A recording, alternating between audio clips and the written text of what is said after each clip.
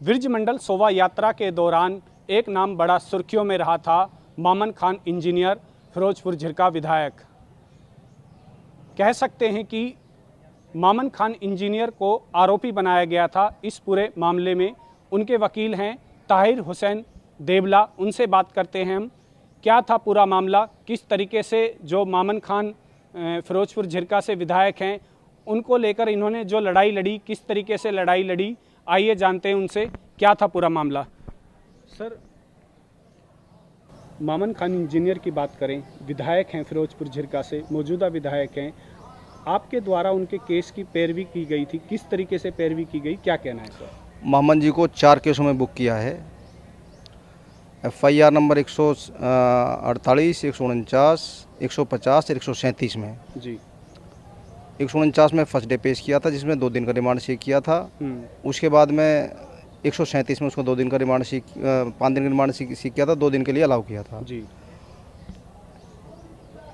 ना अरेस्ट करने से पहले उसके खिलाफ कोई एविडेंस थी जी, और अरेस्ट करने के बाद जो इन्वेस्टिगेशन की उसको इंटरोगेट किया थोरोली।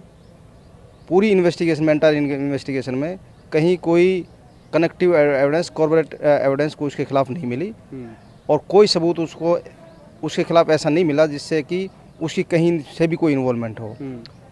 उसको उसको इन्वॉल्व जो किया है वो किसी के फर्द इंसाफ पे किया है या किसी उसका कोई मुखालिफ आदमी था, उसने कोई ट्वीट किया अपने नंबर से, उसके बेस पे उसको किया। तो ये एक बैलेंस, मोनू मानेसर को गिरफ्तार किया था जो एक हार्ड एंड कोर क्रिमिनल था।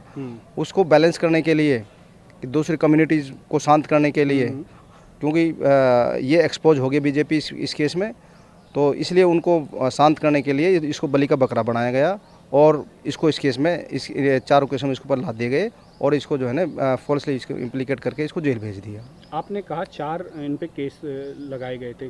4 केसों में कौन कौन सी धाराएं और जो धाराएं लगाई गई है उन पे क्या क्या सजा का प्रावधान बनता है? तकरीबन धारा कम ज़्यादा एक जैसी धाराएं हैं। आगजनी की धारा है 435, 436 और 395, 397 और 379A की थी, जिसमें लूटपाट है, स्नैचिंग है और झगड़ा करना है। 153 में बलवा, धार्मिक भावनाओं को भड़काने वाली बात है। और बस ये मोटी मोटी सी ये सेक्शंस थे।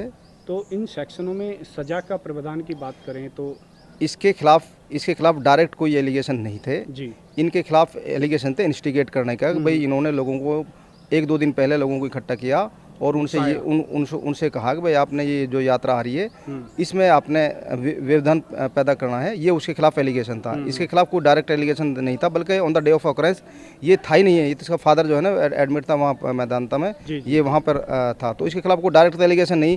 अब इसको 120 का मुलजिम बना के कॉन्स्पायरेसी थी इसकी। 2 दिन पहले इन्होंने कोई घर पर मीटिंग बुलाई थी, उसका कोई फुटेज नहीं है, कहीं कोई उसकी लोकेशन नहीं है, कहीं कोई कॉल डिटेल्स नहीं है, कहीं कोई ऐसी कोई रिकॉर्डिंग नहीं है कि कोई बातचीत हुई हो और उन्होंने किसी से कुछ कहा हो। एविडेंस कुछ है नहीं। इसको हवा में एक मुलजिम बना दिया और मिसयूज है प्रोसेस ऑफ लॉ का।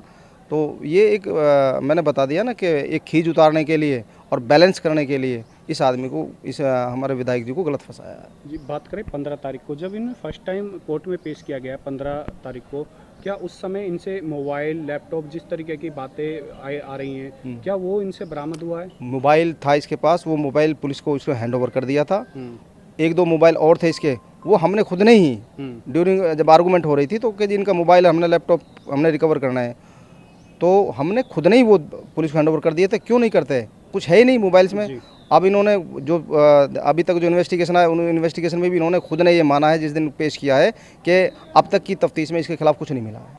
जी, बात करें मंगलवार को इनको 14 दिन की न्यायिक हिरासत में भेजा गया।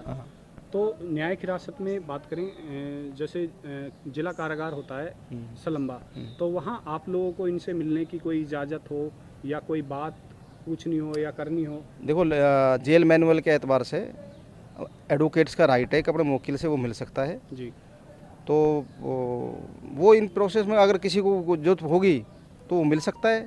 बल्कि कोर्ट ने भी हमें अलाउ कर दिया था एडवोकेट्स को, इन्वेस्टिगेशन के दौरान वो अपने एडवोकेट्स को बुला सकता है और एडवोकेट के प्रेजेंस में उसकी इन्वेस्टिगेशन पुलिस करेगी।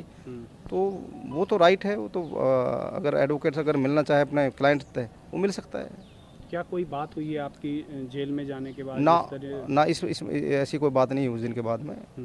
कोई बात ऐसी नहीं हुई और बात करने की ज़रूरत भी क्या थी, अब उसको कस्टडी में भेज दिया। तो बात करें कस्टडी, जैसे 14 दिन की न्यायिक हिरासत में हैं, तो कितनी रिमांड के वो कहते हैं कि कितनी जल्दी उनको जमानत मिल सकती है, या उस पर किस तरीके से आपकी आगे की रणनीति रहेगी? देखिए केस और फैक्ट्स के हिसाब से तो ये डिस्चार्ज का केस था, तो मजिस्ट्रेट को अख्तियारात हैं कि प्रमेय फैसला अगर एविडेंस कोई किसी एक्यूज के खिलाफ नहीं जिसको पेश करे तो उसको डिस्चार्ज कर सकती है। तो वैसे तो इसके खिलाफ कोई एविडेंस है नहीं। अब रही बात बेल की, तो बेल में तब उसके लिए मशवरा करेंगे, जैसा भी होगा उस हिसाब से बेल फाइल करेंगे। क्या कोई एडवोकेटों की आपकी कोई टीम बनी है इस चीज़ के लिए? बट टीम क्या, जो मैं हूँ उसमें ताहिर हुसैन रुपड़िया जी हैं, रमज़ान चौधरी साहब हैं और 1-2 एडवोकेट और हैं, वो देख रहे हैं। तो बेल की पूरी तैयारी रहेगी? अगली कोशिश है, अभी हम फाइल करेंगे, अभी उसमें पूरा फैक्ट्स को और उसका सबको कंसिडर करके नहीं, और तो उसी हिसाब से बेल फाइल करेंगे। क्या हम कह सकते हैं कि क्या बहुत जल्द मामन खान को बेल मिलके जनता के देखो, हमें पूरी उम्मीद है, और देश में कानून का राज है। अदालत आखिर में आदमी अदालत से उम्मीद करती है, क्योंकि आजकल के हालात तो ये है कि सरकार से तो कोई उम्मीद कर नहीं सकता जी।